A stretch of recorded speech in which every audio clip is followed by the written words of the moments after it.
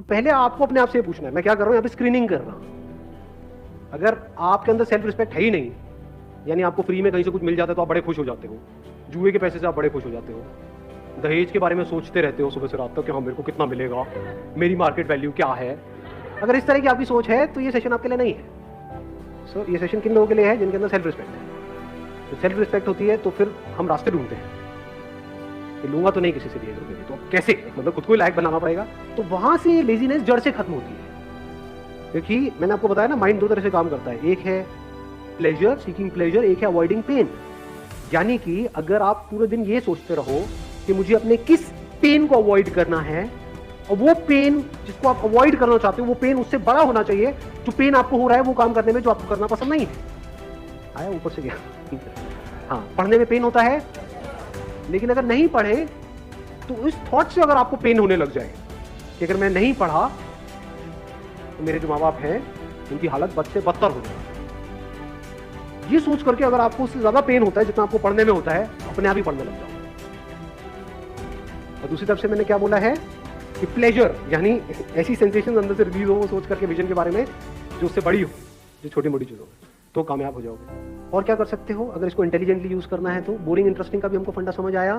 तो अगर कोई काम बोरिंग है, अगर उसको इंटरेस्टिंग बनाना आ जाए या उसको इंटरेस्टिंग तरीके से करो तो भी काम हो गया। जैसे मेरे 11th में मैथ्स में बड़े अच्छे नंबर आए थे, मेरे स्कूल में ज्यादातर बच्चे 11th में फेल हो गए थे मैथ्स में, मेरे बड़े बढ़िया नंबर आए थे। क्यों? क्योंकि हमारे जो मैथ्स के सर थे स्कूल में, उनसे मैं ट्यूशन पढ़ने जाता था, और एक भी ट्यूशन मैंने मिस नहीं करी, एक भी क्लास मिस नहीं करी। क्यों नहीं करी?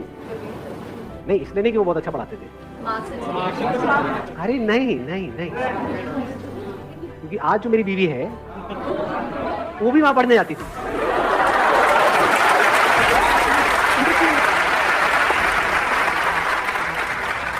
मतलब वो एक प्रॉब्लम देते थे तो सबसे पहले मुझे ही सॉल्व करनी थी वो प्रॉब्लम, क्योंकि तभी तो टाइम मारता ना, तभी तो मैं उसको पढ़ाने के लायक बनता पीछे से। तो समझे? नहीं आई बात समझ में? हाँ, मुझे इस लायक बनना था उस टॉर्चरस क्लास में जो मुझे बिल्कुल भी पसंद नहीं थी। ना मुझे वो सर पसंद थे, ना उनके पढ़ाने का तरीका पसंद था, कुछ भी पसंद नहीं था, कुछ और पसंद था।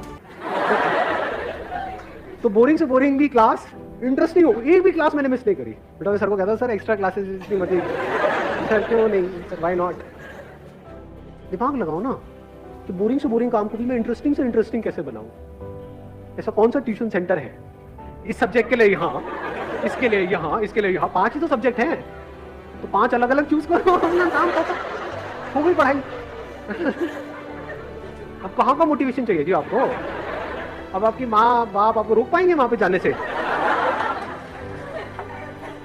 अब ये नहीं कि सारे यही हरकतें करने लग जाए, सारे मजनू हो जाए, पढ़ाई लिखाई होनी नहीं।